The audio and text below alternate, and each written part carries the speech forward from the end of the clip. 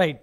మొత్తానికి కనుక చూస్తే సో ఏపీ ప్రజలు ఇచ్చిన తీర్పు, సంచలన తీర్పు గురించి జిల్లాల వైజ్గా చూస్తే చితక్కొట్టిన శ్రీకాకుళం, విరగ్గొట్టిన విజయనగరం, విసిరికొట్టిన విశాఖపట్నం, ఉత్తరాంధ్ర ఊచకోత, ఈడ్చికొట్టిన ఈస్ట్ గోదావరి, పడగొట్టిన పశ్చిమ గోదావరి, కూల్చేసిన కృష్ణా, కారం పెట్టిన గుంటూరు, పాతరేసిన ప్రకాశం, నేలకీడ్చిన నెల్లూరు, చిత్తు చేసిన చిత్తూరు, అంతు చూసిన అనంతపురం, ఖతం చేసిన కర్నూలు, కష్టం రుచి చూపించిన కడప. సో మొత్తానికి కనుక చూస్తే ఈ 13 ఉమ్మడి జిల్లాలకు సంబంధించి ప్రజల తీర్పు ఏ విధంగా ఇచ్చారో, కూటమికి ఏ విధంగా అనుకూలంగా ఇచ్చారో, వైసీపీకి ఏ విధంగా పాతరేశారో అనేది ఒక చిన్న ఫన్నీ కోసం మీ అందరికీ అర్థం కావడం కోసం జిల్లాల వైజ్గా రిజల్ట్ సింపుల్గా చెప్పాను. రైట్. మనతోటి రాధారంగ మిత్రమండలికి సంబంధించి బుల్లెట్ ధర్మారావు గారు కూడా మనతోటి జూమ్ కాల్లో జాయిన్ అయ్యారు. రైట్. ధర్మారావు గారు, రైట్. బుల్లెట్ గారు నమస్కారం అండి. బ్రహ్మనాయుడు గారు నమస్కారం. ఒక మాట మాట్లాడండి, డిస్కనెక్ట్ అవుతా, పని ఉంది, బయటికి వెళ్ళాలి. చిన్నప్పరెడ్డి గారు మీరు ఉండాలి, ఎందుకంటే టైం కూడా తక్కువగా ఉంది. ఆల్రెడీ మన చర్చ కూడా ఎండింగ్ వచ్చింది. ఇప్పుడు మ్యాన్ ఆఫ్ ది డిబేట్ మీకు ఇచ్చినప్పుడు మధ్యలో వదిలేసి ఎలా వెళ్ళిపోతారు? మీరు ఉండాలి, మీరు చూడాలి. మురళి గారు మీ దగ్గర కూడా వస్తాను. అందరి దగ్గర కంక్లూజన్ తీసుకునే ముందు బుల్లెట్ ధర్మారావు గారు జాయిన్ అయ్యారు, కృష్ణా జిల్లా రాధారంగ మిత్రమండలి అధ్యక్షులు. బుల్లెట్ గారు, ఏంటి విజయాన్ని ఎలా చూద్దాం? సార్ ముందుగా నా మాట వినపడుతుందా సార్? వినిపిస్తుంది, మాట్లాడండి.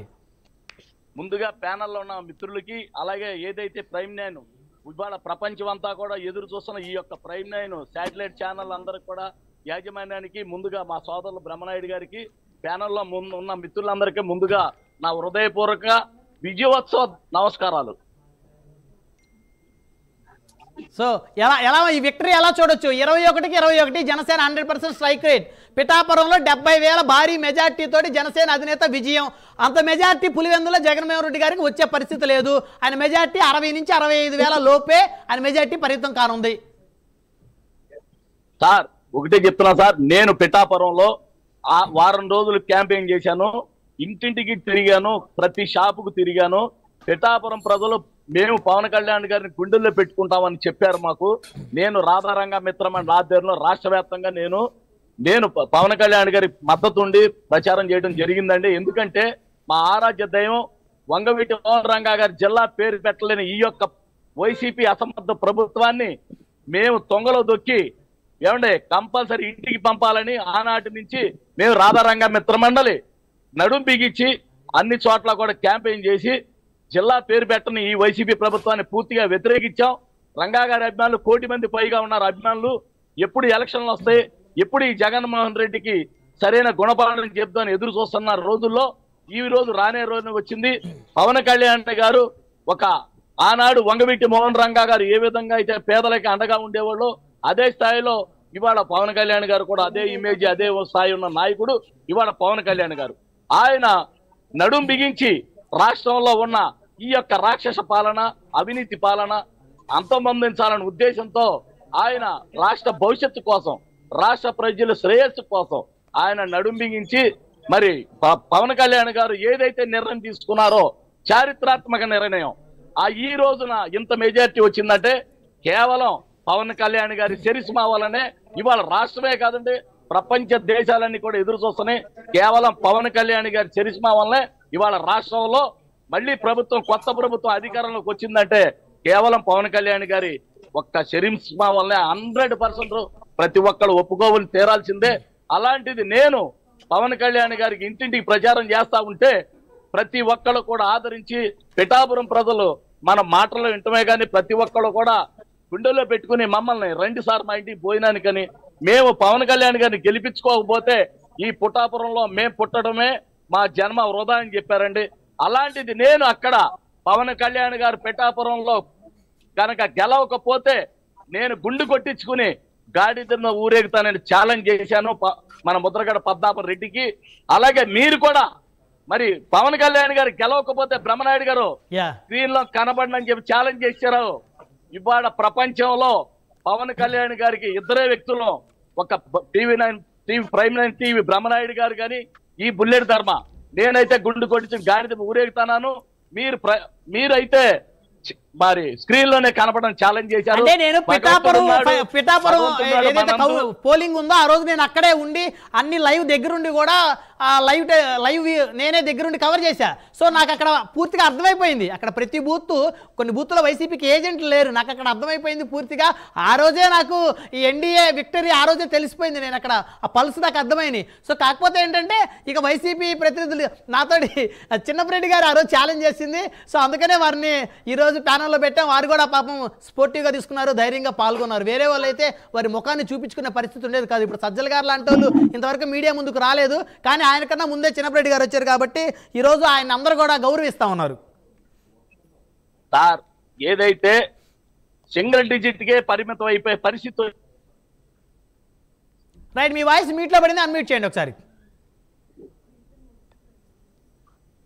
ప్రజలందరూ కూడా విసిగిపోయి ఎక్కడెక్కడో విదేశాల నుంచి వచ్చి టిక్కెట్లు ఖరీదు పెట్టుకుని ఖర్చు పెట్టుకుని ఇవాళ అన్ని ఊళ్ళు సొంత ఊళ్ళకి వచ్చి ఓటే వచ్చి 12 అయినా కూడా ఉన్నారంటే కేవలం మార్పు కోసం. రైట్ రైట్ ధర్మారావు గారు, సమయం తక్కువ ఉంది. 1 by 1 కంక్లూజన్ తీసుకుందాం. తాడిశెట్టి మురళి గారు కంక్లూజన్ ఇవ్వండి, తర్వాత చిన్నపరెడ్డి గారు కంక్లూజన్ 1 by 1 తీసుకున్న తర్వాత లక్ష్మీనారాయణ గారు, సమయం లేదు, మురళి గారు కంక్లూజన్ ఇవ్వండి. మొత్తానికి విక్టరీని అయితే పూర్తిగా ఎంజాయ్ చేస్తున్నారు. ఇంకా చాలా మందికి అయితే ఇది నిజమా అబద్ధమా అని నమ్మశక్యంగా లేదు. ఎందుకంటే అసలు ఆ ఫలితాలు ఏంటి, ఆ ఓట్లు ఏంటి, ఆ మెజార్టీ ఏంటి ఇప్పటికి కూడా నమ్మశక్యంగా లేదు. అదే సార్, కలయా నిజమా అని ఇళరాజా పాట ఉంటుంది, అది వైసీపీ వాళ్ళు పాడుకుంటారు. ఈ రాత్రంతా ఇది కలయా నిజమా అని. వారణాసిలో ప్రధాని మోదీ ఘన విజయం సాధించారు. 152,000 ఓట్ల మెజార్టీతో మోదీ గెలుపొందారు. రైట్, కంటిన్యూ చేయండి మురళి గారు. మొత్తానికి వారణాసిలో కూడా మోదీ గారు 152,000 మెజార్టీతో గెలిచారు. మోడీ గారికి కూడా శుభాకాంక్షలు అండి, బీజేపీ వారికి కూడా శుభాకాంక్షలు. మా ప్రధానమంత్రి గారి గెలుపు. సార్ ఇక్కడ మనము గమనించాల్సిన విషయం ఏంటంటే ఈ ఆంధ్ర రాష్ట్రానికి భారతదేశ రాజకీయాల్లో కూడా క్రియాశీలకమైనటువంటి పాత్ర వచ్చింది. ఇప్పుడు గమనిస్తున్నటువంటి ఎన్డీఏ కూటమి యొక్క నెంబర్స్ చూస్తే దాంట్లో మరి ఆంధ్ర రాష్ట్రంలో గెలిచినటువంటి తెలుగుదేశం జనసేన యొక్క ఎంపీల సంఖ్యతోటి ఈ రోజున జనసేన తెలుగుదేశం పార్టీలు రెండు కూడా ఆంధ్ర రాష్ట్రానికి కావాల్సినటువంటి సౌకర్యాలు, ఆంధ్ర రాష్ట్రానికి కావాల్సిన వనరులు, వసతులు ఏవైతే కావాలో అన్ని తెచ్చుకునే స్థితికి చేరటం కూడా అభినందనీయం. ఈ ప్రజలకు ఆంధ్ర రాష్ట్ర ప్రజలు ఇచ్చిన ఈ తీర్పు ఏదైతే ఉందో అది ఆంధ్ర రాష్ట్ర అభివృద్ధికి పాటుపడే విధంగా మారింది.